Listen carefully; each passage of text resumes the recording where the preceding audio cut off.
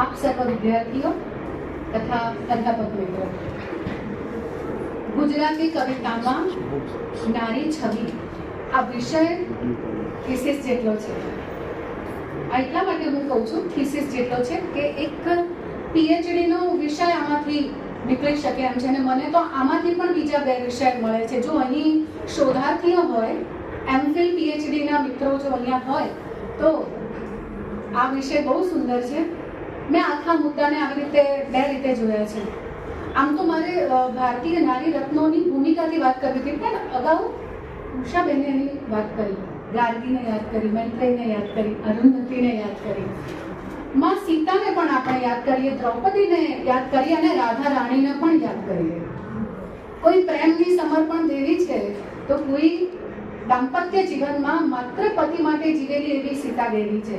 તો દૈવીય તત્વોની જ્યારે વાત કરીએ ત્યારે પણ સ્ત્રી અવતાર લીધો છે. અને જ્યારે સ્ત્રી તરીકે, એક સામાન્ય માનવી તરીકે જ્યારે સ્ત્રી આ ધરતી પર આવી છે ત્યારે પણ એની સાથે સમાજ જોડાયેલો છે, પરિવાર જોડાયેલો છે.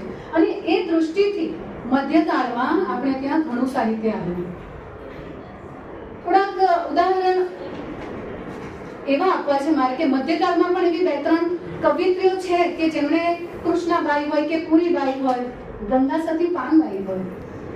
જેમ સાસુઓની લડાઈ એક ઉદાહરણ છે ને નવલકથામાં લડાઈ, પણ ગંગા સતીએ પાનબાઈને અધ્યાત્મના ઉપદેશ આપ્યા. આપણે ત્યાં જતી સતીની પરંપરા છે. જતી સતીની પરંપરા હોવાને કારણે માત્ર પતિ એટલે કે પુરુષ જ આ જ્ઞાન ગંગામાં નથી રહેતો, સ્ત્રી એની સહિયારી છે. એટલે આપણે ત્યાં જતી સતીનો મહિમા છે. તો આ ઉદાહરણ પણ એક ઉત્તમ છે, ગંગા સતી. તોરલને પણ યાદ કરીએ અને મેનાવતીને પણ યાદ કરીએ. તો મધ્યકાળના આ એવા પાત્રો છે જેને આપણે કદી ભૂલી શકીએ નહીં. પણ મેં કહ્યું ને કે હું આખા અભ્યાસને 2 મુદ્દામાં એવી રીતે જોઉં છું કે પુરુષ દ્વારા નારીનું આલેખન અને સ્ત્રી દ્વારા સ્ત્રીનું આલેખન. આ દૃષ્ટિએ થીસીસના આ 2 વિષય સુંદર બની શકે છે, કેમ કે એમાં ખાસું કામ તમને મળી શકે છે. ઘણા બધા પુસ્તકો એની પર છે જેમાંથી તમે પસાર થાઓ. આપણે ત્યાં વાર્તામાં પણ મેડમ કદાચ આવું એક પુસ્તક થયું હશે, પુરુષની લેખીની ની દ્રષ્ટિએ સ્ત્રીનું આલેખન. તો આપણે કેવી રીતે ભૂલી શકીએ? કારણ કે સ્ત્રી છે તો એ સુંદર છે અને એને જોનારો વર્ગ મહત્તમ પુરુષ છે. અને એટલે સૌંદર્ય બોધની કવિતા આપણે ત્યાં સૌથી વધારે સ્ત્રીઓ માટે આવી. યુગ પ્રમાણે આપણે વાત કરીએ તો સૌપ્રથમ સુધારક યુગની વાત કરવી હોય તો ગીતાબેન પરીખનું એક સરસ પુસ્તક છે, 70 ગુજરાતી કવિયત્રીઓ. બહુ સુંદર પુસ્તક અને એ એમનો મહાશોધ નિબંધ છે, PhD થીસીસ છે અને એના પરથી આખું પુસ્તક તરીકે પ્રકાશિત એમણે કર્યું છે, જેમાં 1960 થી લઈને 1982 ના તબક્કા સુધીની 70 કવિત્રીઓને એમની કવિતાઓને સરસ રીતે સંશોધનાત્મક દૃષ્ટિકોણથી આલેખન કર્યું છે. એમનું એક બીજું પણ પુસ્તક છે અને એ છે કાવ્ય સ્પંદિતા. આ 2 પુસ્તકમાંથી દરેક શોધાર્થીઓએ એટલે પસાર થવું જોઈએ કે તમને ખ્યાલ આવશે કે આ જે કાળ છે 1960 થી 1982 સુધીનો જે કાળ છે એ કયો છે ગુજરાતી સાહિત્યમાં ઇતિહાસની દ્રષ્ટિએ? તમે એને અનુગાંધી યુગ, ગાંધી યુગ અને પછી આધુનિક યુગની શરૂઆત સમજી શકો છો. એ કાળ છે જેમાં 70 કવિત્રીઓનો અભ્યાસ કાવ્ય સંગ્રહમાં ક્યાં કેવી રીતે આવે છે તે તેમણે મૂક્યું છે. હવે ફરીથી પેલા મુદ્દા પર આવું છું કે પુરુષની દ્રષ્ટિએ નારીનું આલેખન અને સ્ત્રીઓની દ્રષ્ટિએ નારીનું આલેખન. તો પુરુષની દ્રષ્ટિએ જ્યારે નારી આલેખનની વાત આવે તો આપણે આપણા સુધારક યુગ, પંડિત યુગ અને ગાંધી યુગ સુધી અટકવું પડે. એ એટલા માટે કે આ બંને સંદર્ભ પુસ્તકોમાં એવી માહિતી મને મળી કે પારસી કવિયત્રી અલીબાઈ એ સુધારક યુગની પ્રથમ કવિયત્રી છે. સુધારક યુગની હું વાત કરું છું, બરાબર? આજે ઇતિહાસમાં આપણે આટલા બધા પુરુષ લેખકો, કવિઓને જાણીએ છીએ, સમજીએ છીએ, ભણવામાં ક્યાંક ને ક્યાંક અભ્યાસક્રમમાં આવે છે, પણ સુધારક યુગની કઈ કવિયત્રીનું નામ છે? એમ તો તેમાં સુશીલાબેનની પણ વાત છે, ઘણી બધી કવિયત્રી છે. બાઈ એસ્તર એમનો પણ નામ ઉલ્લેખ છે. પંડિત યુગની વાત કરીએ તો પંડિત યુગમાં પણ એક આખો સમૂહ આ પુસ્તકમાં મૂકેલો છે. એટલે જો સાલ પ્રમાણે એમના પુસ્તકોનું વર્ણન કરેલું છે એમને. પંડિત યુગમાં ખાસ બે પ્રમુખ કવિની વાત કરીશ, એક નાનાલાલ અને બોટાદકર. પણ એ કવિતાના દૃષ્ટાંત મેં અહીંયા રાખ્યા છે. હવે નાનાલાલ અને બોટાદકર સૌથી વધારે સુંદર રીતે સ્ત્રીઓનું આલેખન કરે છે, નારી ભાવનું આલેખન કરે છે. એટલે પુરુષની દ્રષ્ટિએ સ્ત્રી શું છે એવી રીતે. આ જે સમાજની હું વાત, જે કૃતિની વાત અથવા લેખકની વાત કરું છું એ પંડિત યુગના છે અને એ સમયે એવા પ્રશ્નો હતા. આપણે જેમ ગોવર્ધનરામ કુમુદ કુસુમની જ્યારે વાત કરતા હોય તો એમાં સમર્પણ ભાવ બતાવે છે. એનું કારણ કે એના પરિબળો છે જે તે યુગના, અને એ હંમેશા કોઈ પણ સર્જક પર પ્રભાવિત થતા હોય છે અને સર્જક એનું ચાલક બળ હોય છે. એવી રીતે કવિની પણ આપણે વાત કરીએ તો નાનાલાલ સૌથી વધારે એમ તો સ્ત્રી દાક્ષિણ્યમાં માનનારા અને એકદમ એમ કહેવાય ને કે પત્ની પ્રત્યે બહુ જ સુંદર ભાવ રાખનારા, પ્રતિદિન કવિતામાં પોતાનો સમય આપનારા એવા નાનાલાલ કેવા સરસ સરસ કાવ્યો આપે છે. ભક્તિ ભાવના પણ કાવ્યો લખે અને હરિના દર્શન, જેમાં હવે કથનોક્તિની વાત આવશે અહીંયા. જુઓ, પુરુષ લખે છે પણ ક્યાંય જેમ તિરુપરી કહે છે ને, હરિવાર મુજને હરી ગયો, એમાં એ પુરુષ ભાવ છે. પણ અહીં તો નાનાલાલની જે સ્ત્રી ઉક્તિ છે એનું નિરૂપણ છે. એવા દ્રષ્ટાંતો લઈ શકાય આપણે. કાંતને પણ ન ભૂલે અને કલાપીને પણ ન ભૂલે. કલાપીએ તો પોતાના અંગત જીવનને જ ઠાલવી દીધું છે પોતાની રચનાઓમાં. એટલે શોભના હોય કે રમા હોય એને ઉદ્દેશીને એમણે પ્રતિકાત્મક રચનાઓ પણ આપી છે અને ગઝલમાં પણ એનું નિરૂપણ સનમને કે સનમની શોધમાં કર્યું છે. નાનાલાલ એમની એક રચના છે વીરની વિદાય. મારા કેસર ભીના કંઠ હો સીધાવો જી રણવાટ, આભ ધ્રુજે ધરણી ધમધમે રાજ ઘેરો, ઘેરા ઘેરો શંખનાદ ધુંધુભી બોલે મહારાજના હો, સામંતના જયવાદ મારા કેસર ભીના કંઠ. તો અહીં લખનાર છે પુરુષ વર્ગ એટલે કે નાનાલાલ, પણ એમની જે કથનોક્તિ છે, કવિતામાં પણ કથનોક્તિ હોય. અને આ બહુ રસનો વિષય છે જેની પર કામ નથી થતું, બરાબર ને ગુણવંતભાઈ? ઓછું થયું છે, બહુ જ ઓછું થયું છે. રણ મેદાને પતિને યુદ્ધ માટે મોકલતી આ શૌર્યવતી સ્ત્રીનું ગીત છે. ગાઈ પણ શકાય, પણ ગાવા જઈએ તો ઘણા બધા કવિઓ પછી છૂટી જાય.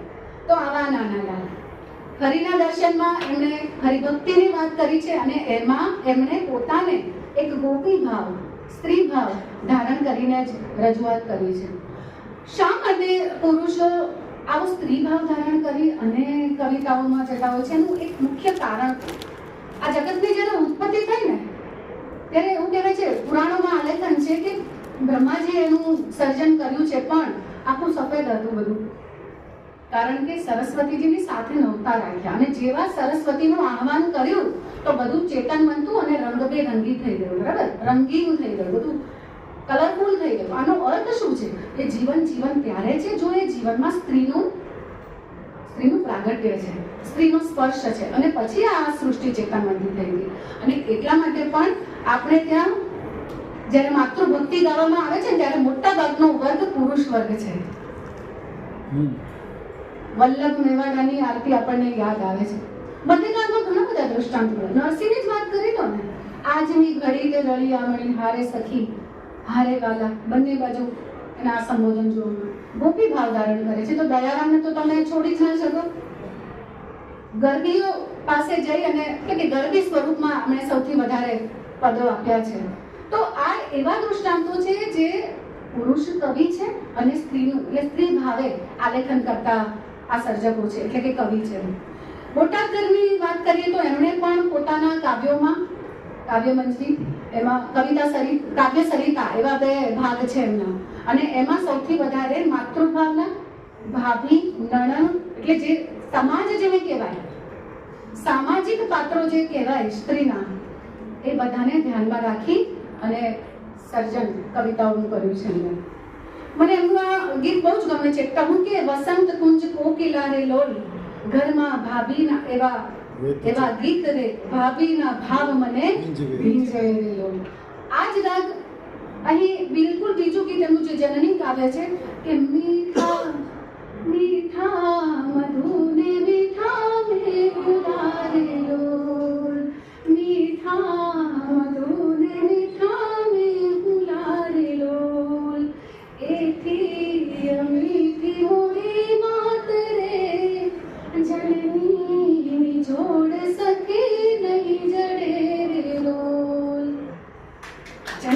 કાવ્ય અને કેટલું દીર્ઘ કાવ્ય લખ્યું છે. સંપતમ એ પૃષ્ઠમાં દરેક પૃષ્ઠમાં છે અને ભાભી કાવ્ય પણ બિલકુલ એ જ રાગમાં ગાઈ શકાય છે. ભાભીના કેટલા બધા હેત, એના કેટલા બધા ભાવ. એ ઘરમાં આવી છે ત્યારે એ માત્ર પોતાના પતિની નથી, કંઠની નથી, એના સાસુની પણ છે, નણંદની પણ છે, દિયરની પણ છે. એ ગીતની કથનોક્તિ પર આખા ગીતમાં તમે ક્લોઝ રીડિંગમાં જશો તો તમને એમ નહીં ખબર પડે કે એ નણંદે લખ્યું છે કે દિયરે લખ્યું છે. તો આ પણ એક રસનો વિષય છે. આપણે હજી એમાં ઊંડા નથી જતા કે જ્યારે આ ગીતો આવે છે ત્યારે કોણ બોલી રહ્યું છે. કાંતની વાત કરીએ તો દેવ્યાની, રતિને પ્રાર્થના, પ્રિયાને પ્રાર્થના, તો કલાપીએ શોભના અને રમાને ધ્યાનમાં રાખીને આવા પંડિત યુગના દ્રષ્ટાંતો આપી શકાય છે. ગાંધી યુગમાં બહુ ઓછું આલેખન થયું છે. એનું એક કારણ છે, કારણ કે રાષ્ટ્રભાવના તે સમયે સૌથી પ્રબળ હતી, એટલે બહુ ઓછા સર્જકોએ નારી કેન્દ્રી રચના માંગી છે, નારી ભાવનું જેમાં આલેખન કર્યું હોય. બરાબર. પણ ક્યાંક ને ક્યાંક ઉમાશંકર જોશીએ મંથરા વિશેનું કાવ્ય લખ્યું, કે કુબ્જા વિશેનું કાવ્ય લખ્યું, કે પછી સુંદરમે લખ્યું મેરે પિયા મેં કચ્છો નહીં જાણું મેં તો ચુપ ચુપ ચાહ રહી. અહીંયા પણ આ જ કથનોક્તિ પુરુષ લખે છે, કોને લખે છે? સ્ત્રી ભાવે લખે છે. આપણે ત્યાં નાનાલાલના જે નાના નાના રાસ એની પદો જુઓ તમે તો મોટા ભાગે તેમાં તમને સ્ત્રીનો જ અવાજ મળશે કે સ્ત્રીએ લખ્યું છે. તમને જો કોઈને સર્જકનું નામ ખબર ન હોય તો પહેલી દ્રષ્ટિએ એમ લાગે કે આ કોઈ મધ્યકાળની કૃતિ હશે, એવું પણ લાગે. કદાચ મીરાબાઈએ લખ્યું હશે એવું પણ લાગે, પણ બિલકુલ નહીં. કારણ કે કૃષ્ણ પાસે જવું હોય તો ગોપી ભાવ ધારણ કરવો પડે, પછી એ પુરુષ હોય તો. આ ભાવ એની સાથે જોડાયેલો છે. અને એટલે મધ્યકાળનો એ જે ભાવ છે એ છેક નાનાલાલ સુધી લંબાઈને અને ક્યાંક ને ક્યાંક સુંદરમાં પણ આપણને ઘૂંટાતો જોવા મળે છે. ગોવર્ધન નામની ગાંધીયુગના આવા બહુ ઓછા સર્જકો મને કવિઓ મળ્યા કે જેમાં હું આના વિશે બહુ કવિતાઓ શોધી નહીં શકી. પણ આપણે અનુગાંધી યુગની હવે વાત કરીએ ને તો અનુગાંધી યુગની તો કવિતાનો મૂળ હેતુ જ સૌંદર્ય છે. મૂળ હેતુ જ સૌંદર્ય છે.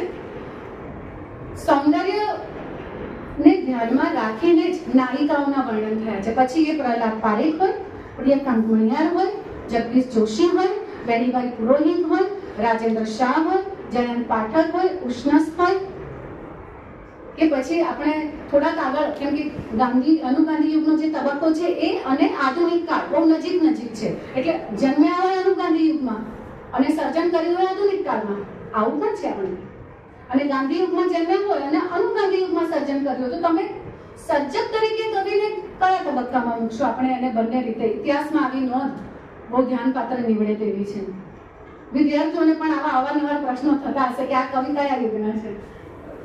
તો અનુગાંધી યુગની વાત કરીએ ત્યારે રાજેન્દ્ર શાહ એના ઘણા કાવ્યોમાં ક્યાંક ને ક્યાંક સુંદર નારીભાવ રજૂ કર્યો છે. તને જોઈ જાણે બીજને ઝરૂખડે ઝૂકીતી પૂર્ણિમા જાજેરો ઘૂમટો તાણી. તને જોઈ તોય તું અજાણે. આપણું જે ટાઇટલ છે ને નારી તારા નવલાનું, આવું છે. આજે પણ આપણને હજી પણ થોડાક સમય 10 વર્ષ જશે ને તો આ મુદ્દો ખતમ નહીં થાય, કારણ એના નવલા રૂપની વાત છે. કયા નવલા રૂપ?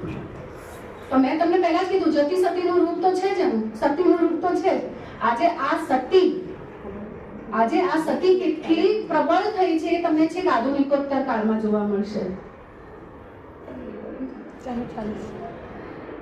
કેમ એવું છે? કેમ કે અનુગાંધી યુગમાં સૌથી વધારે સૌંદર્યબોધની કવિતા આવી. ભારત દેશને આઝાદી મળી એના પછીના આપણે એ મુદ્દામાં નહીં જઈએ, નહીં તો વિષયાંતર થઈ જશે. પણ ધીરે ધીરે જે સૌંદર્ય રાગ આવ્યો એ આ બધા કવિઓમાં સૌથી વધારે પ્રબળ રહ્યો ને એમાંથી આ બધી કવિતાઓ આવી છે. પછી રાજેન્દ્ર શાહ હળતી મળતી શૈલી પણ તમને લાગશે. ક્યાંક તમે જયંત પાઠકને વાંચો તો તમને ઉષ્ણસ લાગે, કેમ કે આપણે ત્યાં કવિઓની યુતિ બહુ મળી છે આવી. જયંત પાઠક અને ઉષ્ણસ, રમેશ પારેખ અને અનિલ જોશી, ઉમાશંકર અને સુંદરમ, બરાબર. એવી રીતે રાજેન્દ્ર શાહ અને નિરંજન ભગત. આ એવા સમકાલીન કવિઓ છે કે ઓછા વધતા પ્રમાણમાં સૌંદર્યની વાત સહિયારી પણ કરી છે. તો એક આ ઉદાહરણ છે. ઇન્દ્રના વીણમાં ગઈતી મોરી સૈયર. આજે તો એ રાસ ગરબામાં પણ આપણે ત્યાં સરસ રીતે ગવાય છે, લોકગીત બની ગયું છે. લોકગીતની કક્ષા બહુ ઊંચી છે. લખનાર તો પહેલો કવિ જ હોય છે, પણ એ લોકો સુધી પહોંચી ગયા પછી લોકભોગ્ય બની જતો હોવાથી એ લોકગીત બની જતું હોય છે.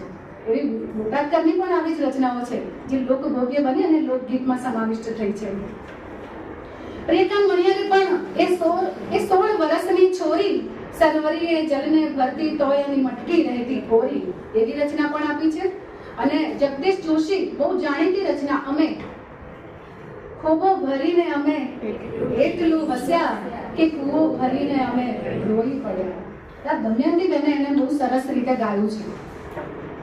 ખોબો ભરીને અમે એટલું હસ્યા કે કૂવો ભરીને અમે રોઈ પડ્યા. ખોબો ભરીને અમે એટલું આ અભિવ્યક્તિ ખોબો અને કૂવો આ બે શબ્દો પર તમારે અટકવાનું છે. નારીનું જે જીવન છે ને એ ખોબાથી શરૂ થાય અને કૂવામાં આખું જ્યારે બહુ ઊંડે ખૂબી ગઈ એમ પછી તો એના ઓરતા કેટલા બધા અધૂરા રહી જાય છે. એ આખા ગીતમાં છે. અને આનો પ્રસંગ સ્વર આપણને રમેશ પારેખમાં પણ જોવા મળે. સાવરિયો રે મારો સાવરિયો હું તો ખોબો માંગુ ને દઈ દે દરિયો. એક કવિએ કૂવો પ્રતીક કર્યું છે ઉપયોગમાં, તો એક કવિએ પ્રસંગ સ્વરે પ્રેમનો ભાવ ગાવ્યો છે એટલા માટે એને દરિયાનું રૂપક એમાં લીધું છે. હું તો ખોબો માંગુ ને દઈ દે દરિયો. આવા પણ સાવરિયા છે કે કૂવામાં ના નાખે, દરિયા સુધી લઈ જાય. એવી રીતે ઇન્દુલાલ ગાંધી પણ ખરા. અને હવે આધુનિક કવિઓની વાત કરીએ ત્યારે પ્રમુખ બે કવિની જ વાત કરીશ. એમાં એક રમેશ પારેખ અને બીજા વિનોદ જોશી. બંને એવા કવિઓ છે કે જેમણે સૌથી વધારે નારી કેન્દ્રી રચનાઓ આપી છે, નારી ભાવની રચનાઓ આપી છે. અને થર્ડ પર્સન તરીકે નહીં, આપણે ત્યાં નવલકથા અને ટૂંકી વાર્તામાં કથન કેન્દ્રની વાત આવે છે, પણ કવિતામાં જે થર્ડ વોઇસ છે એ પણ અહીંયા તો એવું નથી. અહીંયા તો કવિ પોતાને જ સ્ત્રી ભાવે કથનોક્તિથી કવિતાઓમાં લઈ જાય છે. ગૌરમાને 5 આંગળીએ પૂજ્યા કે નાગલા ઓછા પડ્યા રે લોલ, કમ્મકે દોથો ભરીને કઈ ટાક્યા કે આભલા ઓછા પડ્યા રે લોલ. ઓછું જ પડવાનું છે, પણ સ્ત્રી જેટલું કરે ને એટલું ઓછું છે પોતાની માટે કે બીજાની માટે. એમ તો આખું જે ગીત છે એમાં છેક મોરની પણ વાત આવે છે. છાનકી વાતું કરું રે લોલ. કેટલા બધા એમણે તો કુમારિકાના ભાવ લીધા. એમણે નાયિકા પ્રધાન 4-5 કાવ્યો આપ્યા છે, હસીનાને ને સરલાને. પછી પહેલી માથાબોળ જ્ઞાતિ જે કન્યા છે, જે પ્રથમ વર્ષ 16 વર્ષની ઉંમરમાં રજસ્વલા થાય અને પહેલી વાર માથાબોળ ગાય, એવો ભાવ પણ આ કવિ લઈને આવે. તમે વિચાર તો કરો કે પુરુષની દૃષ્ટિ આ પરકાયા પ્રવેશની કવિતા ના કહી શકીએ આપણે કે એટલે ઊંડે સુધી લઈ ગયા. કદાચ કોઈ સ્ત્રીએ પણ લખ્યું હોત, હે, પણ અહીંયા એવું નથી થતું. રમેશ પારેખ જ લખે છે. અને મીરા સામે પાર એટલે એમનો આખો ગીત સંગ્રહ જેવો છે કે જેમાં આપણે એમાંથી પસાર થઈએ ને તો આપણને એવું લાગે કે આ મીરાએ લખી હશે રચના, પણ એમાં પણ એમણે થોડુંક પોતાની સભાનતા રાખીને એવી રચનાઓ આપી છે કે મીરાબાઈ એ મીરા ચેતના બની શક્યા. ભક્તિનું ઉત્તમ ઉદાહરણ. એમાં એનો ઠાકો અવાજ કેવો છે કે રહેશું અમે ગુમાનમાં, હરિસંગ નહીં બોલીએ. રહેશું અમે ગુમાનમાં, હરિસંગ નહીં બોલીએ. જો અહીંયા તમે એમ કહી શકો કેમ કે આ આધુનિક કવિ છે. હરિસંગ નહીં બોલીએ, પ્રેમ કરીશ, બધું કરીશ, પણ કઈ તું કેમ નહીં કરું. પણ હરિને આવું ઠાવકાપણું આપી શકે છે, એની સાથે લડી ઝઘડી શકે છે. પોતાના પતિ સાથે ભલે લડી ઝઘડે નહીં, પણ હરિ સાથે લડી ઝઘડે. તો એક આ રચના છે એમની. ગૌરમાને 5 આંગળીને આવી તો ઘણી બધી રચના છે. અનિલ જોશીની કન્યા વિદાય રચના છે, એ આપણને યાદ આવે છે. બહુ રૂપકાત્મક શૈલીમાં એમણે વાત કરી છે. કે મણિલાલ દેસાઈની પેલી રચના હોય ઉંબરે ઉભે સાંભળું રે બોલવાલમના, વાટ જોતી નાયિકાનું ગીત છે.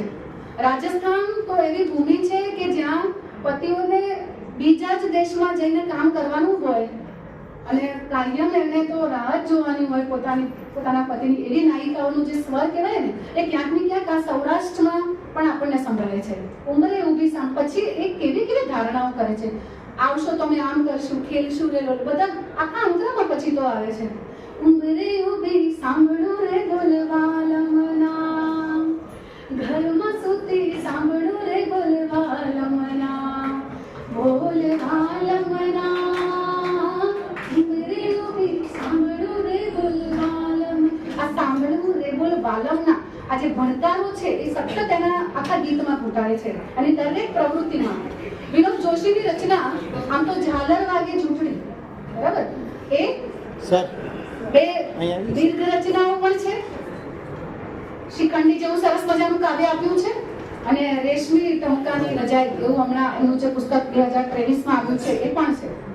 બહુ ઉત્તમ રચના, બહુ ઉત્તમ રચનાકાર અને સૈરેન્દ્રી જેટલી સુંદર પ્રબંધ કવિતા મને નથી લાગતું કે આ યુગમાં કોઈ લખી શકે. જે કવિતાના સૌંદર્યને નથી સમજતો અને માત્ર ઇતિહાસ કે પુરાણ સુધીની જેની સમજ છે ત્યાં જે અટકી જાય છે. બાકી સૈરેન્દ્રી ખૂબ સુંદર પ્રબંધ કાવ્ય છે જેના ઊંડાણથી એનો ક્લોઝ રીડિંગ કરો તો દ્રૌપદીના પાત્રને, કેમ કે કવિને તો એ સત્તા છે, જ્યાં ન પહોંચે રવિ ત્યાં પહોંચે કવિ. તો એ સર્જન વ્યાપારમાં એ ખૂબ્યા છે. એનું એક સુંદર ગીત, ખડકી ઉઘાડી હું તો અમથી ઊભી હતી, મને ઉંબર લઈ ચાલ્યો બજારમાં. ખડકી અને ઉંબર બંને શબ્દનો તમે ભાવ તમે ક્લોઝ રીડિંગ કરો એમાં બિટવીન ધ ટેક્સ્ટમાં જાઓ તો ખડકી એ સ્ત્રીલિંગ વાચક શબ્દ થઈ જાય અને ઉંબર બરાબર પુરુષવાચક શબ્દ થઈ જાય. પણ જો એનું આ બજારનું આખું એમાં વર્ણન કર્યું છે. પહેલા કંબોળીની વાત કરી, પછી વાણીડાની વાત કરી અને પછી પિંજારાની વાત કરી. હવે પિંજારો તો પિંજી નાખે એવું કામ કરે.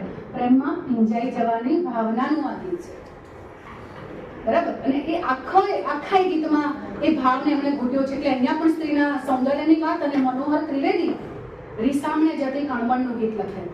આમાં આધુનિકોત્તર કવિતાનો વિચાર તમને જોવા મળશે કે કાંખમાં મેલ્યું, કેમ કે કવિતાનું ટાઇટલ જ એમ છે રીસામણે જતી કણબણનું ગીત. કાંખમાં મેલ્યું છોકરું માથે પોટલું હાલી પીર, પીરનો અર્થ છે પિયર, બરાબર. કાંખમાં મેલ્યું છોકરું માથે પોટલું હાલી પીર, પગથી ઠસા ભેર ઉતાવળ સામટી ઉડે જેમ કે ઉડે આભમાં કાબર કીર.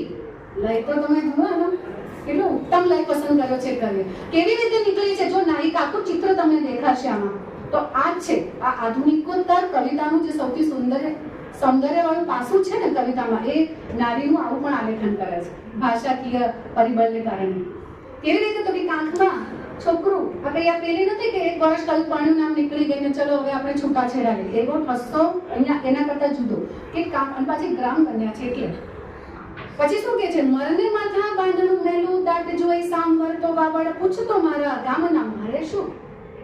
ભલે વરજીને પૂછવું તો પૂછાવ્યા કરે કે પેલી શું કરે છે, શું મારે કોઈને નથી પૂછવું અને મારે કોઈ વાવડ પૂછાવડાવવા નથી. આ એનો ઠસ્સો છે. જીવ ટાઠો ગોળ રાખશું ભરત ભરશું આઠે પર હિલોડા હિચકો અને હું. કેટલી સરસ વાત કરી, હિચકો અને હું. આ એને સ્વીકાર ભાવ છે એનો કે કદાચ મને કાલે નહીં બોલાવે તો ભરત ભરીશ, આ બધું કામ કરી લઈશ અને હું મારા હિંચકામાં ઝૂલ્યા કરીશ અને મારું જીવન ગાળીશ. અને મારી બલા રાત બેઠે ઉજાગરા બેઠે વ્રત બેઠે ઉપવાસ નિતારે આંખેથી ઉના નીર. હું કઈ એવી કમજોર સ્ત્રી નથી કે ઘરમાં બેઠા બેઠા એના નામના રોદણા રોડ. એને ઉના આંસુ જો વેઢાવા હોય તો ભલે વેઢારે. આ ભાવ પણ છે. અને એમ તો બીજો અંતર પણ એનો સુંદર છે. સુરેશ દલાલ હોય કે પછી આજના કવિ સ્નેહી પરમાર હોય જેની પ્રતિકાત્મક ગઝલ છે કીડી, વાંચવા જેવી રચના છે એમની. પણ હવે હું આધુનિકોત્તર કવિતાના થોડા ઉદાહરણ આપીશ. સ્નેહી પરમારે તો આજનો સાહેબ આજે તો મને 16મું બેઠું એ તો યોગેશ જોશીની પણ અજવાળી આઠમને તેડે આવજો એમાં આઠમના ચંદ્રને પસંદ કરી અને કેવી રીતે એક સ્ત્રી જે પોતાના પતિને બોલાવે છે પિયરમાં કે આજે હવે તમે મને તેડી જાઓ, એનું સુંદર ગીત આપ્યું છે. અને કીડી તો બહુ જ પ્રતિકાત્મક ગઝલ છે. સાપને પણ હો એનો ડર કીડી, આવતું હો જ્યાં તારું દર કીડી. એવો સતત પ્રહાર કરતું આ ગઝલ રચના છે જેમના મુકેશ, હા એ પણ યાદ આવે છે. અને મુકેશ દવે હજી હમણાં તાજો સંગ્રહ આપ્યો છે એક જણ જીવી ગયો અને એમાં પીડિતાના દર્શનનું પણ ગીતનો ઉલ્લેખ એમણે કર્યો છે. અને અમરેલી જિલ્લાના બધા સાહેબ પોતે અમરેલીના છે એટલે લગભગ આ બધાથી પરિચિત છે. હવે જે બીજો મુદ્દો છે ને આધુનિકોત્તર ગાળામાં જે સ્ત્રીઓ પોતાનું કઈ રીતે આલેખન કરે છે, આ આજના વિદ્યાર્થી માટેનો પણ બહુ સરસ મુદ્દો છે. કોઈક પાટણના વિદ્યાર્થી છે PhDના, જેમણે બીજા દાયકાના મેડમ 11 થી 20 ના દાયકાની ગઝલ રચનામાં ખાસ સ્ત્રીઓનું પ્રદાન કઈ રીતે છે એના વિષય પર કામ કરે છે. પણ હજી જે અછાંદસ બીજા સ્વરૂપો જે રહી જાય છે, ગીતની વાત છે તો એની પર હજી એટલું કામ નથી થયું. પણ આધુનિકોત્તર કવિત્રીઓની જ્યારે આપણે વાત કરીએ ને તો આપણે પન્ના નાયકને ભૂલી ના શકીએ. પ્રવેશ અંતિમે વિદેશીની દ્વિદેશીની એવા પ્રકાર કાવ્ય સંગ્રહો જેમણે આપ્યા છે. અને એની પૂર્વે પહેલા જે ગીતા પરિચય બંનેના હીરાબેન પાઠક એમના પુસ્તકમાં સરસ લખે છે કે બંને બે છેડાના કવિત્રીઓ છે.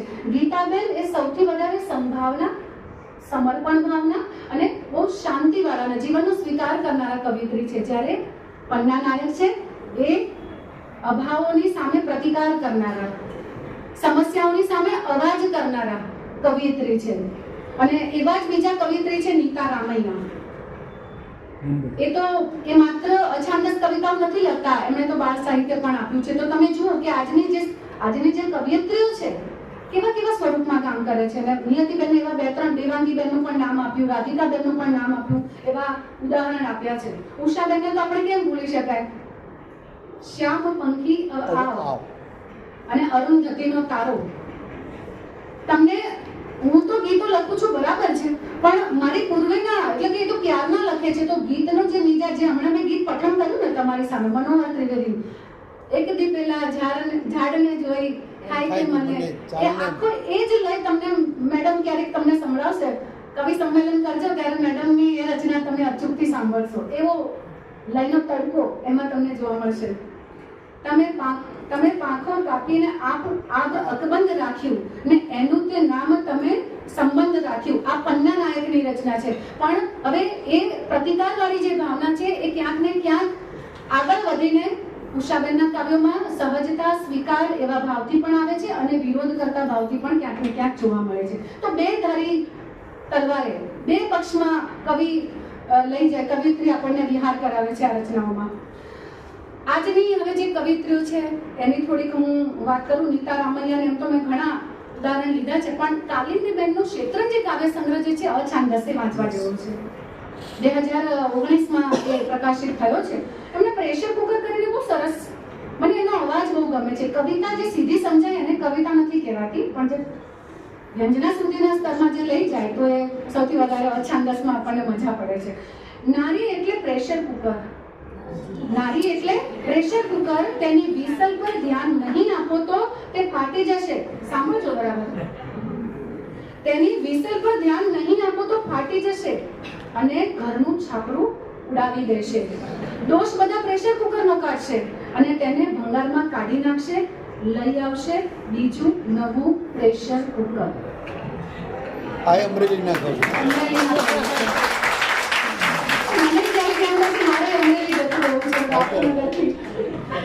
રમેશને સેવ્યા છે. કેમ કે આ એક ઉર્જા છે, દરેક ભૂમિની એક ઉર્જા હોય છે, કવિઓમાં આવતી હોય છે. તો એમનું તો શેત્રંજી જે પોતાના શીર્ષકનું કાવ્ય છે ને એ પણ બહુ સરસ છે. ને લતાબેન હિરાણી જેમણે તેરવે ઉદ્યું આકાશની જે વાત કરી સાહેબે, ને એનું જે સંપાદન કર્યું છે એ જ છે ને મેડમ પુસ્તક. તેરવે ઉદ્યું આકાશ, 4 સંપાદક છે. એમાં પહેલું નામ લતાબેનનું નામ છે. પણ જળઝરિયા અને ઝરમર એવા બે સરસ મજાના આખા 2011 થી 20 એટલે 21મા દાયકાનું 21મી સદીના બીજા દાયકાની કવિતા થઈ. 11 થી 20ની આ પણ અભ્યાસનો વિષય છે. સાવ કોરો કાગળ જોઈએ મારે ને એમાં મારું સ્થાન, મારી દિશા હું જ નક્કી કરું. લીટીઓ દોરી આપે કોઈ મારા રસ્તાની, એ વાત મને મૂળે જ અસ્વીકાર્ય. આ છે પ્રતિકાર. કોઈ મને ચીલો ચાતરીને બતાવે એની મને જરૂર નથી, મારે કોઈ માર્ગદર્શકની જરૂર નથી. આ એમનો મિજાજ છે. તો પછી રાધિકાબેન પટેલ, હું લાગણી નામનો એમનો કાવ્ય સંગ્રહ છે અને બહુ સરસ. મને ભીત જરા પણ પસંદ નથી કારણ કે મને આકાશ ગમે છે. ભીત અને આકાશ સ્થૂળથી સૂક્ષ્મમાં જાઓ તમે, એનો વ્યાપ જુઓ તમે. એક બહારથી દેખાય છે અને એક મુક્તિની વાત કરે છે. મને ભીત જરા પણ પસંદ નથી કારણ કે મને આકાશ ગમે છે. હું કઈ કીડી નથી કે ચાલ્યા કરું હાર બંધ. હું કઈ કીડી નથી કે ચાલ્યા કરું હાર બંધ. હું કરોળી પણ નથી કે રાહ જોયા કરું. હું ફેંકી દઉં મારા કપાળનો સૂરજ આ ભીત પર તો ક્ષણમાં બધું રાખ.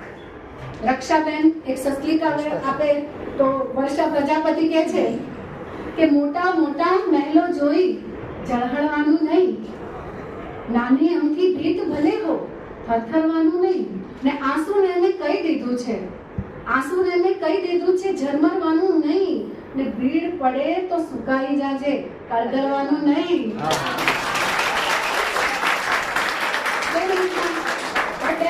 સમાપનમાં આવું છું. નેહા પુરોહિત, ચૂપ રહો તો સારું, હરી તમારા લાખ તમાશા હવે નહીં ભંડારું. આ અહીંયા પેલી જ વાત, હરીને પણ સામે જવાબ આપી દે, રહેશું અમે ગુમાનમાં, હરિસંગ નહીં બોલીએ. રમેશ પારેખ તમને અહીંયા ફરીથી યાદ આવે કે પછી દક્ષા વ્યાસ, એમણે ઘરવખરી સંગ્રહ આપ્યો છે, બહુ સરસ રચનાઓ છે એમાં, ઘરવખરી વાંચવા જેવો છે.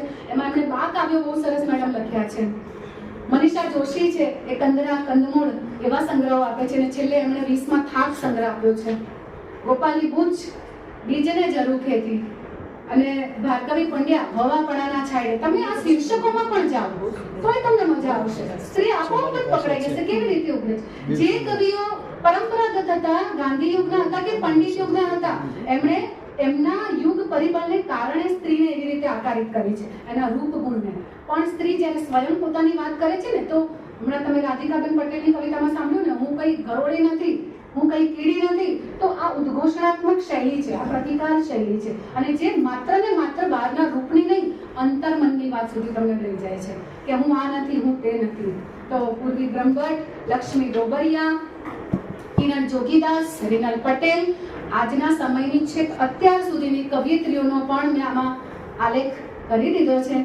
બસ મારો મંતવ્ય એટલું જ હતું કે હું તમારી સમક્ષ બે પોઈન્ટ ઓફ વ્યૂથી મારી વાત મૂકું. એક પુરુષની દ્રષ્ટિએ નારીનું જે નવતર આલેખન થયું છે તે, અને જે નારીની દ્રષ્ટિએ નારીનું આલેખન થયું છે તે. આપ સર્વે મને શાંતિથી સાંભળી સર્વનો ખૂબ ખૂબ આભાર માનું છું.